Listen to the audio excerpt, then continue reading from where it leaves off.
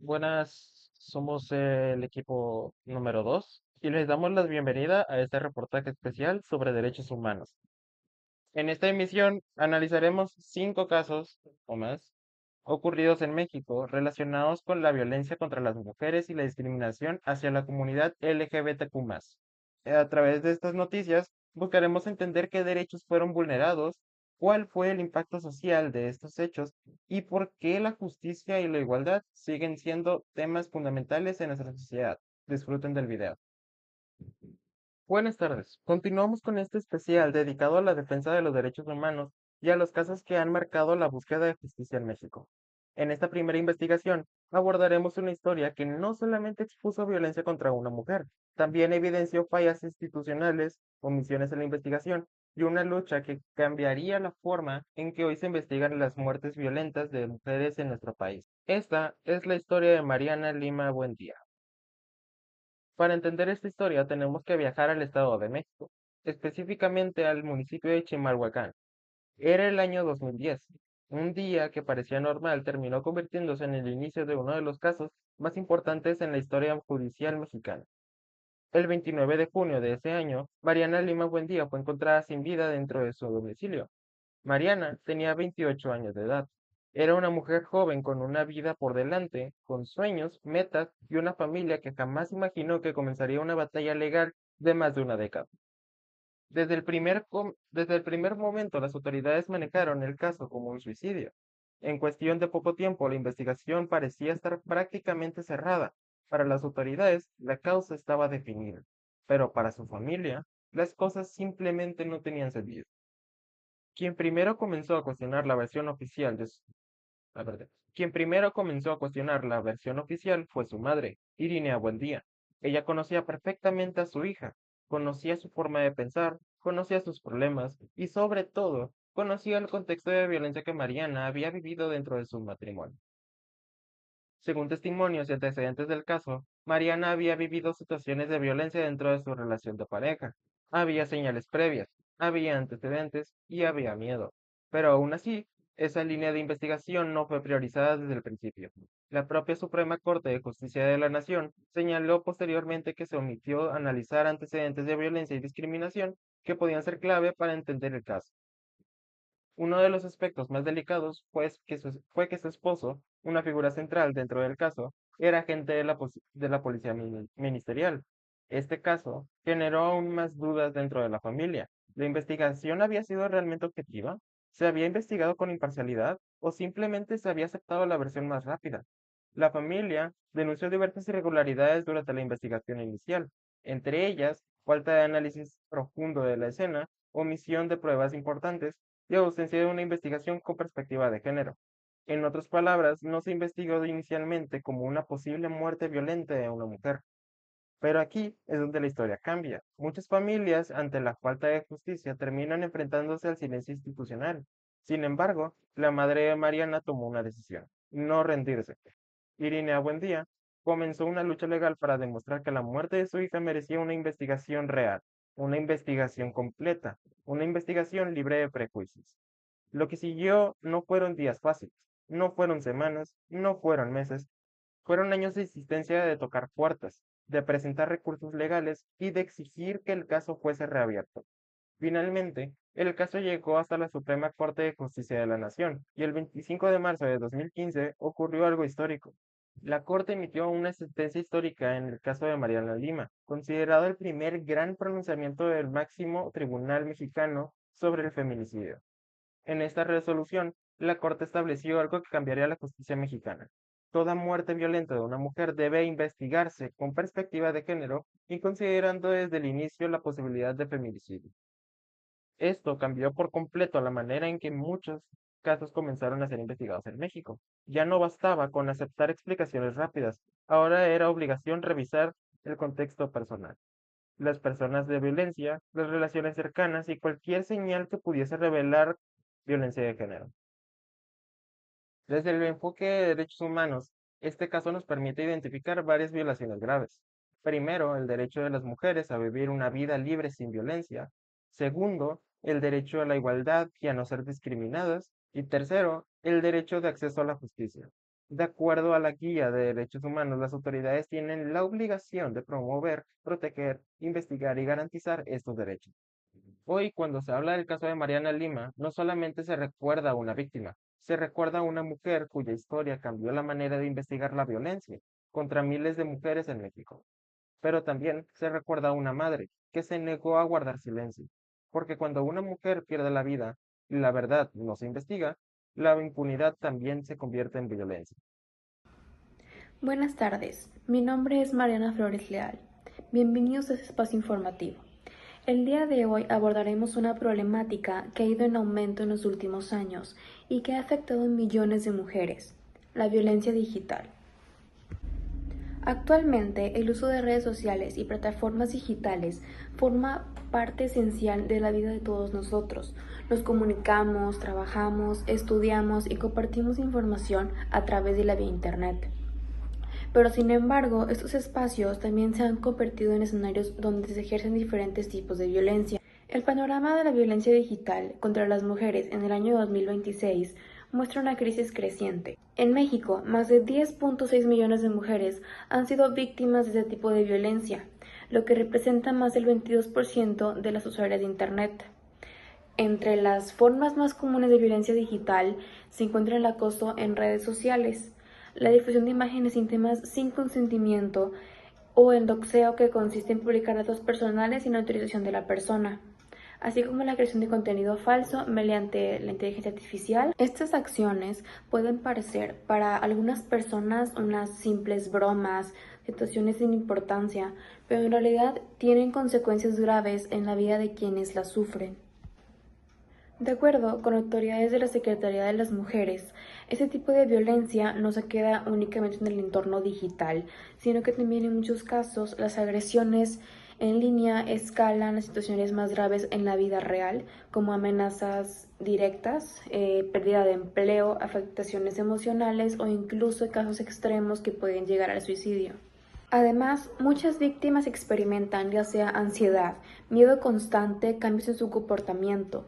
Por ejemplo, algunas van a dejar de usar redes sociales, eliminan sus cuentas o evitan expresar sus opiniones por miedo o temor a ser atacadas nuevamente. Otro aspecto preocupante es el impacto de la vía pública. La violencia política digital ha sido utilizada como una herramienta para silenciar a las mujeres que participan en espacios públicos, ya sea como periodistas, activistas o figuras políticas. En estos casos, los ataques siempre suelen enfocarse ya sea en su apariencia, su vida personal o sea su género, lo cual siempre va a limitar su derecho a expresarse libremente y a participar en la sociedad de igualdad y condiciones como también lo hacen los hombres. Este tipo de violencia representa una clara violación a diversos derechos humanos. Entre ellos se encuentra el derecho a la privacidad, el derecho a la dignidad y el derecho a la seguridad, así como también el derecho a una vida libre de violencia. Además, también se ve afectado el derecho libre al desarrollo de la personalidad, ya que muchas mujeres modifican su comportamiento en redes sociales precisamente por miedo a ser atacadas o ser expuestas por este tipo de personas. E incluso en algunos casos se vulnera el derecho al trabajo o a la educación, cuando las consecuencias de la violencia digital afectan su desempeño o su pertenencia en estos ámbitos. Es muy importante reconocer que la violencia digital es una problemática real y grave que no debe ser minimizada. El hecho de que ocurra a través de una pantalla no significa que no tenga consecuencias de algo en la vida de la persona. Como sociedad es muy fundamental el respeto de los espacios digitales, así como promover el uso de la tecnología. También es muy necesario fortalecer las leyes y mecanismos de protección para garantizar justicia a las víctimas. Informar sobre este tipo de problemáticas nos permite generar conciencia entre todos y contribuir a la construcción de una sociedad más justa, segura e igualitaria para todas las personas. Por su atención, muchas gracias. Y continuamos con este especial sobre derechos humanos. Nuestra siguiente investigación nos lleva a un caso que expuso una de las realidades más duras que todavía enfrenta parte de la comunidad LGBTQ+ en México, la violencia contra las personas trans. Esta es la historia de Paola Buenrostro, un caso que no solamente generó indignación entre activistas y organizaciones civiles, también abrió un debate nacional sobre la discriminación, la identidad de género y el acceso real a la justicia. Para entender este caso, tenemos que viajar a la Ciudad de México al año de 2016. Paola Buenrostro era una mujer trans mexicana. Como muchas otras mujeres trans en América Latina, enfrentaba barreras sociales, discriminación laboral y exclusión social. En muchos casos, estas condiciones obligaban a personas trans a buscar formas de supervivencia en contextos de alta vulnerabilidad.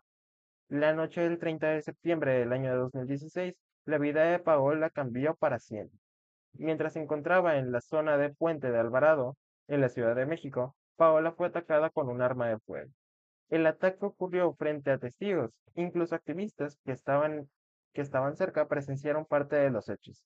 Después del ataque, Paola fue trasladada para recibir atención médica. Sin embargo, poco tiempo después perdió la vida. Lo que siguió no solamente fue dolor de perder una vida, también comenzó una nueva lucha, la lucha por el reconocimiento y la justicia. Diversas organizaciones denunciaron que durante el proceso existieron irregularidades de la investigación.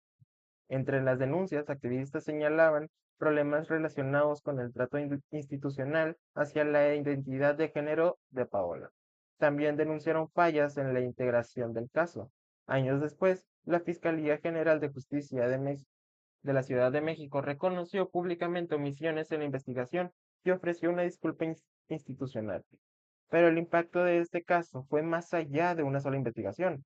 El asesinato de Paola se convirtió en un símbolo dentro de la lucha de la comunidad trans en México. Su nombre comenzó a aparecer en marchas, manifestaciones y movimientos de derechos humanos. Su caso dejó una pregunta que sigue siendo incómoda para muchas instituciones. ¿Todas las personas reciben la misma justicia? Durante años, activistas impulsaron reformas para que los crímenes cometidos contra mujeres trans pudiesen investigarse con una perspectiva más específica. El caso de Paola fue uno de los principales referentes en esta lucha, y con el paso del tiempo, impulsó reformas legales en la Ciudad de México, relacionadas con el reconocimiento de transfeminicidio como una forma específica de violencia. Desde el enfoque de derechos humanos, este caso muestra violaciones profundas, entre ellas el derecho a la vida y a la seguridad personal, el derecho a la identidad de género, el derecho a la igualdad y a no ser discriminado o discriminada, y el derecho al acceso a la justicia sin prejuicios. La Guía sobre Derechos de las Personas LGBTI señala que ninguna institución puede restringir derechos o dar trato desigual por orientación sexual o identidad de género. Pero más allá de los expedientes, los procesos judiciales y las leyes, en este caso, también representan una realidad que muchas personas trans siguen viviendo en distintas partes del mundo. Discriminación, violencia, exclusión y en muchos casos miedo a denunciar. Hoy, hablar del caso de Paola Buenrostro no solamente es recordar una tragedia, también es recordar una lucha por la dignidad, es recordar que la identidad de una persona puede ser respetada y reconocer que la justicia no debe depender del género, de la orientación sexual ni de la identidad de nadie. Porque cuando una persona pierde la vida por prejuicio, el silencio social también puede convertirse en violencia. Si hablamos de notas periodísticas que pueden llegar a faltar en el ámbito del respeto a los derechos de la comunidad LGBT, la lista de estas faltas es muy extensa debido a la tardanza en la aceptación de dicho en la sociedad, y que pese a que se ha llegado a día de hoy a la normalización, sigue existiendo gente que no lo acepta y lo critica. Como ejemplo de la forma más común en la que se faltaba el respeto a la comunidad LGBT era con insultos que implicaban en sí mismos su orientación sexual, que no siempre iban dirigidos hacia una persona que formara parte de la comunidad, como por ejemplo el periódico de Regeneración, publicado en 1911, en su página 3, tiene un titular en el que para referirse a un sospechoso de homicidio se usa el término maricón para ofenderlo. O en el periódico Sombra, que publicó en el año de 1865 en la página 4 un poema en el que se habla del que no va a la guerra como un maricón cobarde. Y para dar un ejemplo de un ataque infundado hacia una persona que de verdad pertenece a la comunidad, está el periódico Popular en el año 1902. En la página 2 habla de una mujer y un hombre vestido de mujer que van juntos por la plaza. En la página se habla de cómo tras detenerlos y comprobar que el hombre vestido de mujer no era una mujer, el hombre fue llevado a la cárcel. Esta página me parece la más interesante, puesto que no solo se pasa por alto el derecho de la gente homosexual a transitar, sino que aparte, al final de la sección en el periódico se refiere al hombre homosexual como un cínico afeminado. Aunque todos estos ejemplos han sido distantes, en realidad para ver un caso más actual de este tipo de situaciones no hay que retroceder tanto, puesto que en 2016 el periódico La Nación de Perú publicó una edición en la que en la portada decía, y cito textualmente, maricones hunden a PPK, puesto que esta campaña política buscaba hacer legal el matrimonio gay, y eso provocó rechazo por parte del público, y bajaron en todas las encuestas. Al ver este periódico no solo podemos darnos cuenta que el rechazo era exclusivo de los medios, sino que también venía de la sociedad. Al ver que este partido político tenía en mente hacer legal y apoyar el matrimonio gay, dejaron el apoyo inmediatamente. Y continuamos con este especial sobre derechos humanos y violencia de género.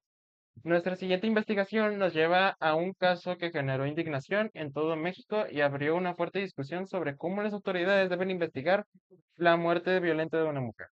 Esta es la historia de Lesbi Berlin Rivera Osorio. Para entender este caso, tenemos que viajar a la Ciudad de México en el año de 2017. Leslie Berlin Rivera Osorio era una joven de 22 años. El 3 de mayo de 2017, su cuerpo fue encontrado dentro de las instalaciones de la Universidad Nacional Autónoma de México, una de las instituciones educativas más importantes del país. La noticia impactó de inmediato a estudiantes, docentes y a gran parte de la sociedad mexicana. Sin embargo, lo que generó aún más indignación fue la forma en que se manejó la información durante las primeras horas. En redes sociales y comunicados iniciales, autoridades publicaron detalles personales sobre la vida de Lesbi, información relacionada con su vida privada, sus relaciones personales e incluso aspectos que muchas personas consideraron revictimizantes. Esto generó protestas y críticas públicas hacia la entonces Procuraduría General de Justicia de la Ciudad de México. En un inicio, hubo versiones que buscaban presentar el caso bajo otras hipótesis, pero familiares, colectivos feministas y estudiantes comenzaron a exigir una investigación con perspectiva de género. Marchas, protestas y manifestaciones comenzaron dentro y fuera de la universidad. Miles de personas comenzaron a exigir justicia bajo una misma idea.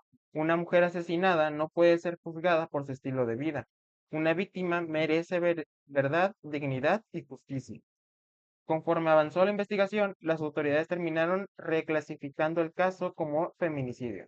En 2022, el responsable fue sentenciado por feminicidio, cerrando años de lucha por justicia.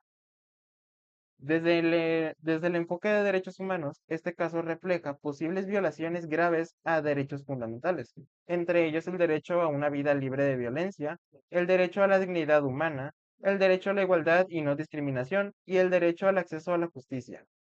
La Guía de Derechos Humanos establece que toda persona debe recibir protección institucional y trato digno durante cualquier proceso relacionado con violencia o discriminación.